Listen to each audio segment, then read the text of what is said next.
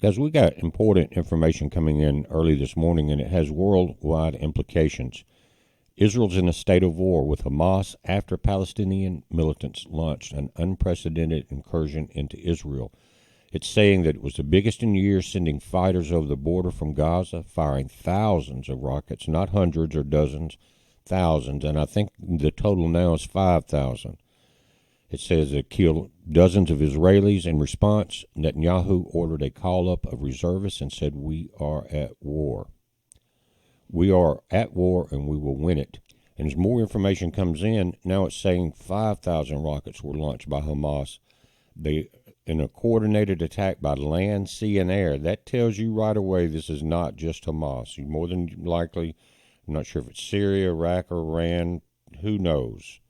But it's not just Hamas in this deal. That's why it is very important, and the whole world needs to pay attention to this particular situation. It says, according to the New York Times, the Hamas assault from Gaza on southern Israel had few precedents in its complexity and scale, invading several Israeli towns and firing thousands of rockets towards cities as far away as Jerusalem. Now, Israel has been involved lately. I know it's not on mainstream media, but if you read some of the other information from overseas, they've been bombing targets, the same old thing they've always done, threaten Iran, threaten Iraq. Just depends on what they want out of the situation. But things are changing. The governments of the world, including Israel, are not what they used to be. It has gotten now to where you've got a few elite countries that are trying to terrorize the rest of the world. The Israeli military said that at least 2,200 rockets had been fired into Israel by 11 a.m. this morning. Now, they're different time zones. On Saturday, that armed gunmen had crossed the border fence in several locations along Israel's perimeter with Gaza, a poor coastal enclave that has been under blockade by Israel and neighboring Egypt for 16 years. People are tired of it. In addition to the land, the militants also crossed into Israel by sea and air, according to the Israeli military. By late morning, at least 22 Israelis had been killed in these surprise attacks from Gaza, and hundreds more injured, according to Israel's main ambulance service. And Israel had retaliated with massive strikes on Gazan cities, killing at least one Palestinian, according to local reports. The Palestinians had infiltrated at least 7 Israeli communities and army bases this morning, according to the Israeli military spokesman, Lieutenant Colonel Richard Hecht. He said militants had reached the city of Sderot, the small towns of Kfar Aza, Nahal Oz, Megan, Be'eri, the military bases of Rim and Zyklum, which are close to the towns of the same name. They struck the military checkpoint at Erez. Fighting was ongoing at or near at least 3 of those places, he said. Israel Emergency Services said 22 people have been killed in the surprise attacks from Gaza and hundreds more injured. Netanyahu has convened the heads of the security forces and instructed them to first clear all Israeli villages of Palestinian militants who had entered from Gaza. The Al-Qassam brigades, the military wing of Hamas, said that there was a military operation in defense of the Al-Aqsa Mosque, the hotly contested holy site in Jerusalem that thousands of Jews had visited in recent weeks, and they were against the Israeli blockades. Israel hospitals said that they had received hundreds of wounded. Soroka Medical Center in the southern city of Beersheba had admitted more than 80 people, with some in very difficult condition. This came from a hospital spokesman. The ambulance service, Megan David Adam, issued an urgent call for blood.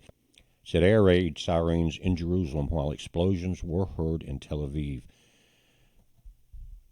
It continues. It says several hours after the invasion began, Hamas militants were still fighting gun battles inside several Israeli communities, and that the surprising show of strength has shook the country of Israel. It says the National Rescue Service said at least 22 people again have been killed, dozens of Israelis taken hostage, and hundreds wounded, making it the deadliest attack in Israel in years. Now, the hostage situation is going to make everything much worse. Hamas claims that they've taken dozens of Israeli hostages. Gun battles continue. At least 560 wounded people were being treated in Israeli hospitals, including at least 77 who were in critical condition. This is Associated Press. It says there was no official comment of casualties in Gaza, but Associated Press reporters said they witnessed the funerals of 15 people who were killed and saw another 8 bodies arrive at a local hospital. It was not immediately clear if they were fighters or civilians. They have funerals pretty quick then, don't they, guys?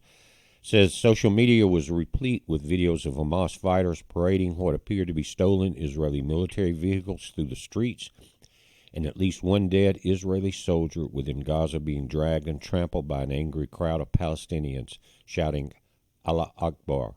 Videos released by Hamas appeared to show at least 3 Israelis captured alive. The military declined to give details about casualties or kidnappings as it continued to battle the infiltrators.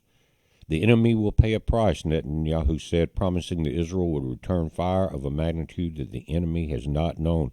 Guys, we are cranking up into a worldwide disaster quicker than most people realize. Today, as you and I are sitting here talking early Saturday morning, everyone's getting ready for the weekend, the ball games and all that. And that's all well and good, but you cannot walk around in these days and times without some realization of what's happening around the world, because it's all going to be affected. It's all coming home. Now, today, the top security officials met, and Netanyahu said the first priority was to cleanse the area of enemy infiltrators, then to exact a huge price from the enemy, and to fortify other areas so that no other militant groups join the war. Are we going to see the overrun of the holy city?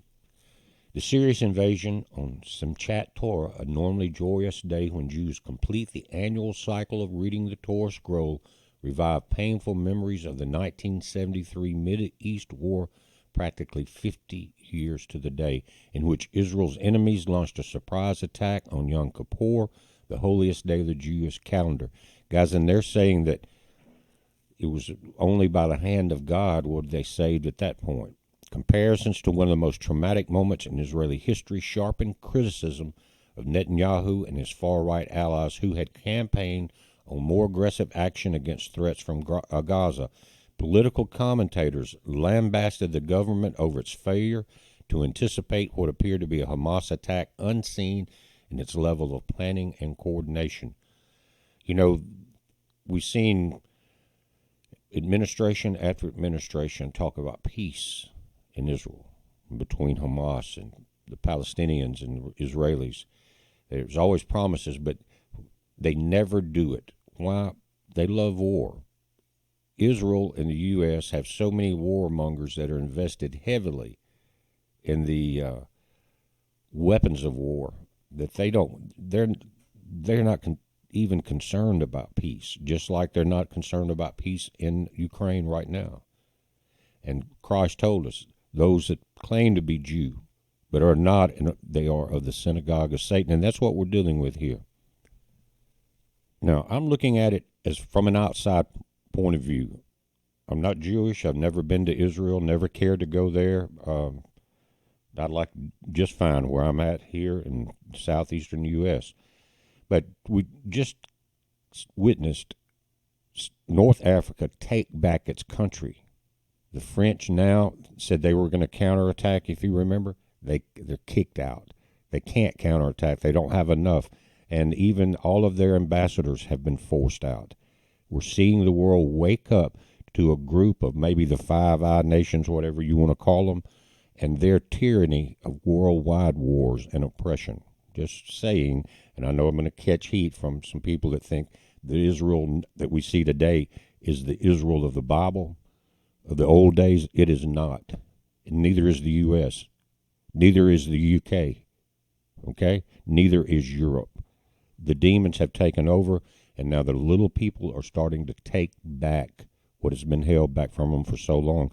They should have already made peace years ago if the leaders of Israel had been wise enough to realize they're surrounded and try to make peace. Don't go in and build all these subdivisions here and then tear them down and then build some more over on this side and take land from people. Doesn't work that way. They're going to fight back. And the blockades and starvation that occurs when you have a few militants, not this group, I'm talking about you have maybe a handful attack with some small rockets, and then they blockade over a section and block it off where people that were working, that were coming out of Hamas and Palestine to do day jobs and things like that inside of Israel, they were blocking all of that out. People were in bad shape there. The fighters had sneaked across the separation fence and even invaded Israel through the air with paragliders, the Army said. Israeli TV broadcast footage of explosions tearing through the Gaza-Israel border fence, followed by what appeared to be Palestinian gunmen riding into Israel on motorcycles. Gunmen are reportedly entered on a pickup trucks also. It was not immediately clear what prompted Hamas to launch the attacks, which would have likely required months of planning. But over the past year, Israel's far-right government has ramped up settlement construction in the occupied West Bank. Now, I can just hear the cries and moans from the warmongers here in the U.S. that back up Israel, and they're all tied into the industrial military complex. So what will we see now? You're going to hear the cries again, probably on the news now. It's early, but throughout the day you're going to hear more soldiers or more weapons or something needs to be sent over to this area now. Well, our borders are completely invaded. One thing about Israel, they will fight back against that.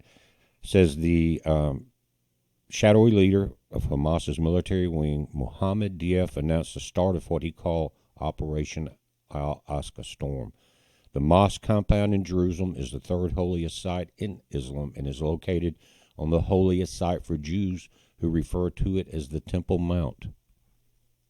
Enough is enough, Deif said in the recorded message as he called on Palestinians from East Jerusalem to northern Israel to join the fight. Today, the people are regaining the revolution. In a televised address, Defense Minister Yoav Gallant warned that Hamas had made a grave mistake and promised that the state of Israel will win the war.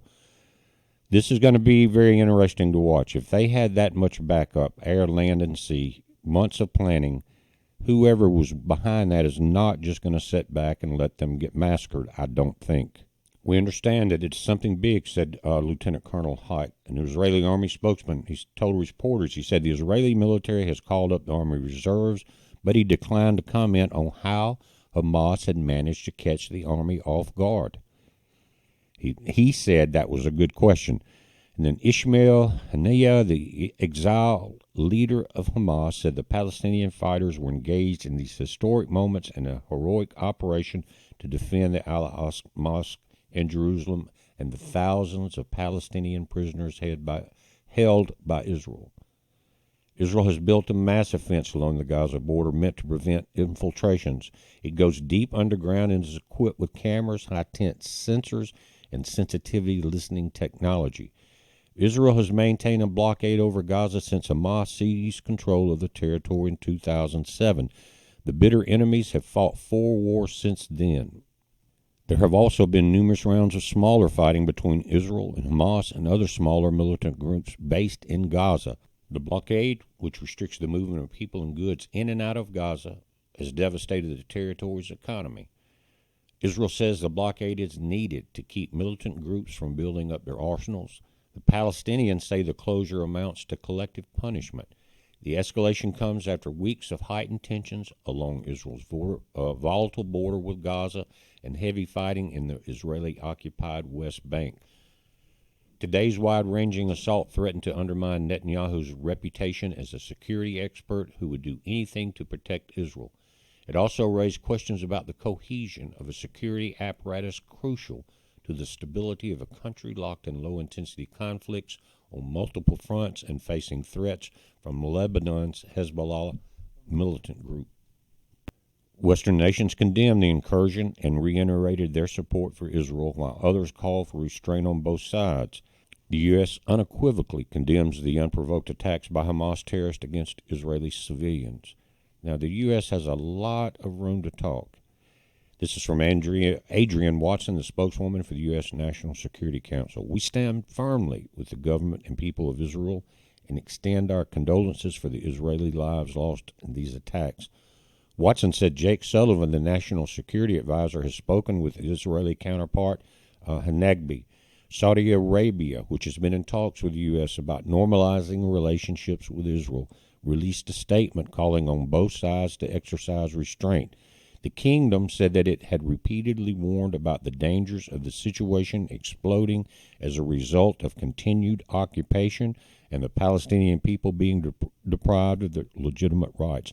He nailed it on the head. Now, I'm not pro-Islam. I'm not pro-Jew, because I've seen what the Jews have done. Again, I think that bunch is the ones that we were warned about. They pretend to be, but are not, and are of their father, Satan. And finally, there's speculation that Iran may get dragged into what is rapidly emerging as the worst Middle Eastern crisis in years, with various pro-Israeli hawks claiming that the Hamas attack would have only occurred with explicit Iranian backing. I have to agree with that. If Israel does indeed attack Iran, as it has hinted it would do for years, may we suggest you fill up your gas tank, because you're going to be dealing with extreme petroleum wars here. And I think we've got 15 days or 14 days left in our strategic petroleum reserves, if I'm not mistaken. But guys, we're watching this. It's going to be a very important situation. One of the things that I have watched for years is this, what we're seeing right now, in order to trigger a lot of the biblical prophecies. We're watching it. You watch it. It's a heads up. Be safe.